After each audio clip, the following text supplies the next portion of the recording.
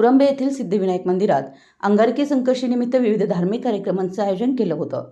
पहाटे अध्यक्ष रघुनाथ पवार यांच्या हस्ते श्रीला अभिषेक घालण्यात आला आणि मंदिर दर्शनासाठी खुलं करण्यात आलं।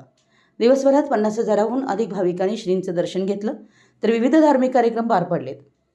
सिद्धिविनायक मंदिराचे ट्रस्टी भीमराव पवार व पन्हाळा तालुक्यातील कणेरी येथील सोनल अनिलकुमार दळवी यांच्या हस्ते खिचडी वाटप केलं। अंगारकी संकष्टी चतुर्थीचं विशेष महत्त्व लक्षात घेता कोल्हापूर जिल्ह्यासह परिसरातील विविध भागातून भाविक मोठ्या संख्येनं दर्शनासाठी आले होते।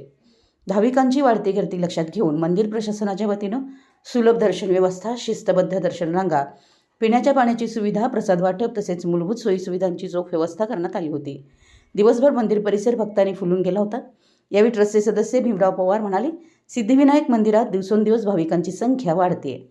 येणाऱ्या प्रत्येक भाविकाला शांत, सुलभ आणि सुरक्षित दर्शन मिळावं यासाठी ट्रस्ट सातत्यानं प्रयत्न करत आहे।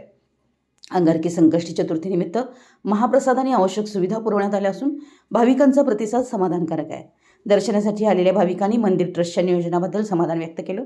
तुरुंबे येथील सिद्धिविनायक मंदिरात अंगारकी संकष्टी चतुर्थी हा दिवस भक्ती, सेवा आणि नियोजनाचा आदर्श ठरला अशी भावना भाविकांमधून व्यक्त होत होती।